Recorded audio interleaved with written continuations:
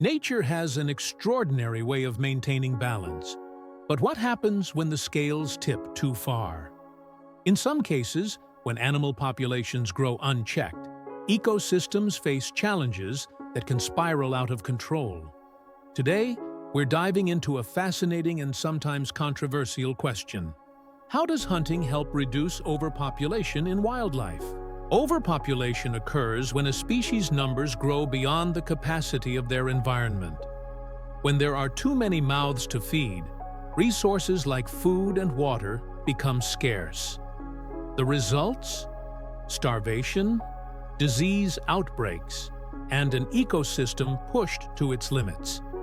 This is where wildlife management steps in, and one of its tools is regulated hunting. Let's be clear, we're not talking about poaching or unregulated hunting. This is about carefully controlled, science-backed programs designed to protect ecosystems. But how does it actually work? In natural ecosystems, predators like wolves or cougars help keep herbivore populations in check. But in areas where natural predators have declined or been removed, often due to human activity, species like deer, elk, or even wild boars can multiply rapidly. This leads to overgrazing, deforestation, and damage to other species' habitats. Here's where regulated hunting comes in. By issuing a limited number of hunting permits, wildlife agencies can control population growth. Each permit is calculated based on years of research, ensuring that hunting doesn't harm the species as a whole. Take the white-tailed deer in the United States, for example. Without natural predators, their populations exploded in certain areas. By allowing regulated hunting, conservationists have been able to reduce the strain on vegetation and prevent widespread starvation within deer herds. It's a win-win for the ecosystem and the species itself. Overpopulation doesn't just affect forests, it impacts humans too. In regions like Texas, feral hogs cause over $1.5 billion in agricultural damage every year. Without hunting programs to control their numbers, the damage could become even more catastrophic. But hunting isn't without controversy. Many argue that it's cruel or unnecessary, and that non-lethal methods like relocation or sterilization should be prioritized.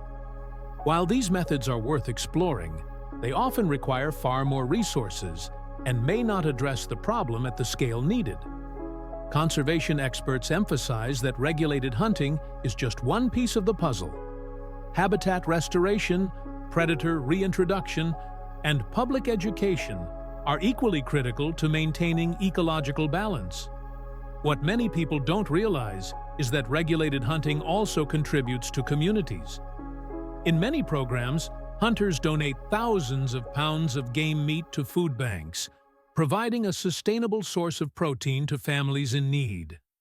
Meanwhile, the revenue from hunting licenses often funds conservation efforts, like protecting endangered species or restoring wetlands. When done responsibly, hunting can be a powerful conservation tool. It's not about taking from nature, it's about giving back and ensuring that ecosystems remain healthy for generations to come. So, the next time you hear about hunting as a conservation method, remember the bigger picture.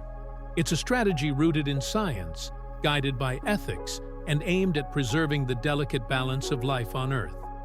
If you found this topic fascinating, hit the like button, share your thoughts in the comments, and don't forget to subscribe for more deep dives into the world around us. Thanks for watching, and we'll see you next time.